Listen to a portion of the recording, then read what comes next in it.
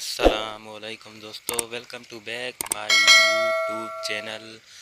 दोस्तों उम्मीद था क्यों तो तव्हां सब खैरियत सां हूंदो। दोस्तों ही जो तव्हां मुर्गो ॾिसी रहिया आहियो, इहो तमामु प्यारो मुर्गो आहे, वाइट कलर जो मुर्गो। इन सां त यार मुंहिंजी दिलि लॻी वई आहे। मूं अहिड़ो कुकड़ यार अॼु ॾींहं ताईं न आहे ॾिठो। अहिड़ो कुकड़ जॾहिं घड़ी शौक़ियो आहे त अहिड़ो कुकड़ मूं न आहे ॾिठो। जिन्स वारो ऐं तमामु प्यारो मुर्गो मां अॼु ॾींहं ताईं न आहे ॾिठो। तव्हां हिन जा पेर ॾिसी सघो था, तव्हां ॾिसी हिनखे सम्झी सघो था त कहिड़ी जिन्स जो आहे ऐं कहिड़ो मतिलबु शौक़ीन आहे। हे मेल हिनखे विढ़ाईंदासीं त हे ॿिनि पाणिनि में ई मतिलबु मेल खटी वेंदो। जेको मतिलबु हिन जी मालिक मूंसां ॻाल्हि कई आहे न, त मालिक चयो आहे त वाह, हिन जो जेको पीउ आहे 1.5 लख जी मेल विढ़ियलु आहे ऐं ॿिनि पाणी में हिकु पाणी में मतिलबु पंहिंजी मेल उहो ख़तमु करे ॼण छॾाईंदो आहे। हीउ जेको कुकड़ आहे अहिड़ो कुकड़ मतिलबु हीरो इन जो नालो मूंखे हाणे हीरो रखणु खपे, या वरी तव्हां यार को भलो नालो सोची उहो मूंखे कमेंट बॉक्स में ॿुधाए छॾिजो, मां उहो ई नालो रखंदुमि। बहरहाल तव्हां मुंहिंजे चैनल खे सब्सक्राइब करे बेल आइकन जी नोटिफिकेशन खे ऑन करे छॾियो ऐं असांजे वीडियो खे यार लाइक करे छॾियो। ॾिसो केॾो प्यारो मुर्गो आहे ऐं असांखे कमेंट करे ज़रूरु ॿुधाइजो त हीअ जेका असांजी वीडियो आहे इहा तव्हांखे कीअं लॻी। जीअं तव्हांखे असां अहिड़ा भला वीडियो ठाहे ऐं ॾेखारे सघूं।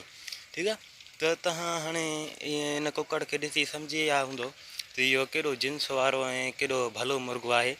इन जो जेको मालिक आहे उन मूंखे इहो मुर्गो ॾिनो आहे 8,000 में। उहो मालिक पियो चवे त बाबा 15-20 हज़ार में मां न ॾियां, पर तूं मुंहिंजो संगती इन ई करे मां तोखे हीउ कुकड़ ॾियां थो। पर न त जेकॾहिं ॿियो कोई हुजे हा त पोइ उनखे मां इहो कुकड़ कोन ॾियां, हरगिज़ कोन ॾियां। छो जो इहो मुंहिंजो पंहिंजो शौक़ु वारो कुकड़ आहे। इहो मां पंहिंजे संगती खे ॾियां थो, न त ॿिए कंहिंखे असुली बि न ॾियां।